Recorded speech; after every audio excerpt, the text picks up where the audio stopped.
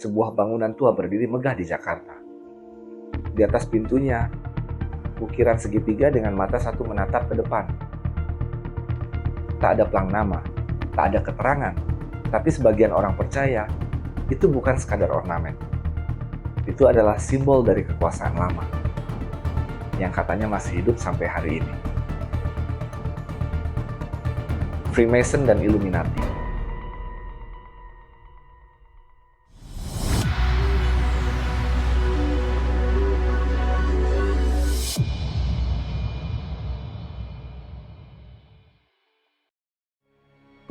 Freemason adalah organisasi persaudaraan rahasia yang muncul di Eropa abad ke-17.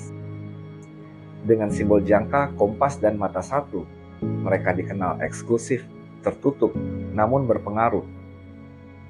Tujuan awal mereka tampak mulia, menyebarkan ilmu, membangun persaudaraan, menjunjung rasionalitas. Namun dalam praktiknya, banyak tokoh kekuasaan, pejabat, dan elit bisnis ikut bergabung. Dan ketika organisasi ini tumbuh lintas negara, mereka tak lagi sekadar ruang diskusi, tapi jaringan kekuasaan. Di sisi lain, muncul Illuminati yang didirikan di Jerman. Tujuan kelompok ini ekstrim, yaitu ingin menghancurkan dominasi gereja dan monarki, lalu membentuk tatanan dunia baru. Walaupun isunya Illuminati dibubarkan beberapa tahun kemudian, tapi mitos mereka tidak pernah mati. Dan sampai sekarang pelan-pelan, nama Illuminati mulai melekat pada siapapun yang mengendalikan dunia dari balik layar.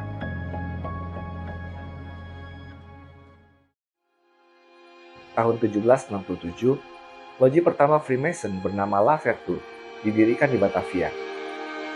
Didirikan oleh pejabat tinggi VOC.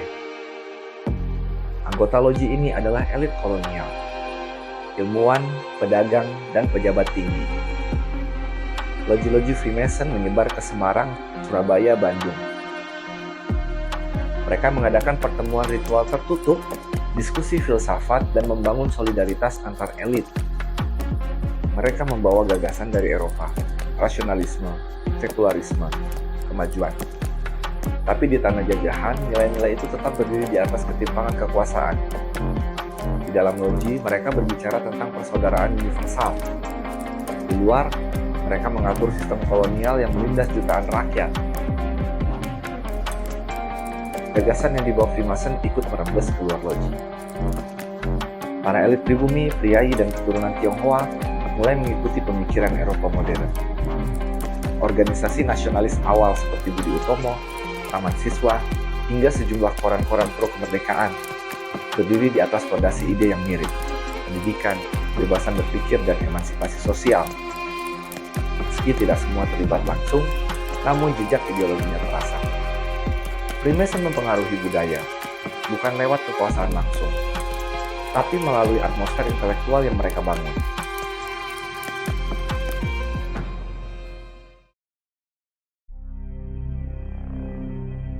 Setelah Indonesia merdeka, loji-loji Freemason tidak sepenuhnya hilang.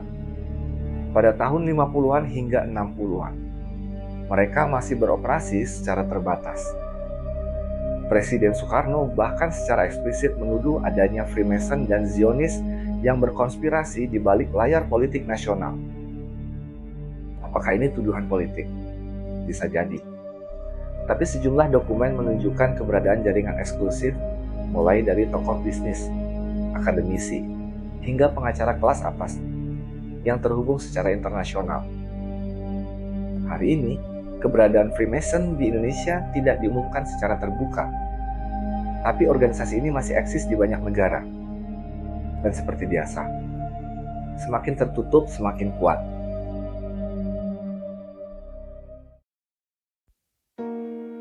Simbol Freemason dan Illuminati saat ini masih menghantui ruang publik.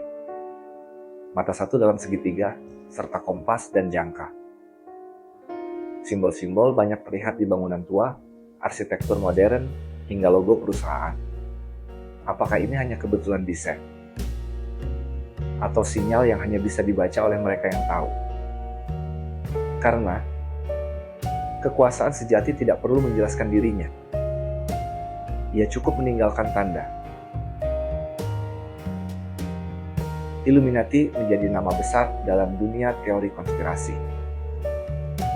Sebuah keyakinan bahwa ada kelompok elit global yang mengendalikan ekonomi dunia lewat Bank Dunia, IMF, dan sistem utang.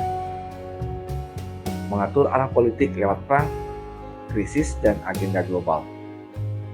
Menguasai media dan budaya populer untuk membentuk opini publik. Serta membentuk New World Order, tatanan dunia baru yang terpusat dan total.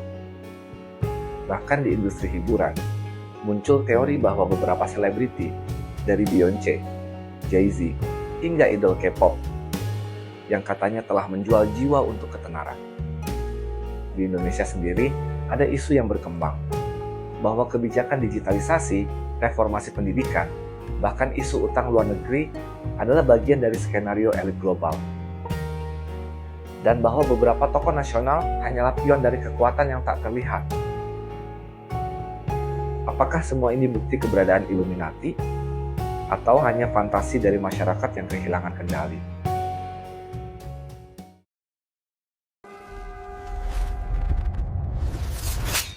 Banyak yang menyebut teori konspirasi ini berlebihan.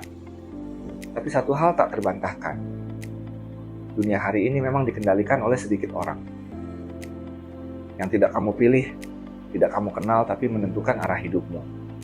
Data, algoritma, kekayaan, dan narasi, semuanya dimiliki oleh segelintir kelompok. Dan entah mereka bernama Freemason, Illuminati, atau hanya elit global, mereka tetap di atas. Selalu. Mungkin Freemason hanyalah organisasi tua. Mungkin Illuminati cuma mitos internet, tapi simbol mereka masih hidup. Dan rasa bahwa kita sedang dikendalikan bukan lagi teori, itu kenyataan. Karena dalam dunia modern, kekuasaan tak perlu tampil. Ia hanya perlu diam dan mengendalikan arus dari balik layar. Saat kamu melihat mata satu di uang kertas, segitiga di logo, atau narasi seragam di televisi, mungkin itu hanya kebetulan. Tapi mungkin juga itu pesan dari mereka yang tak pernah pergi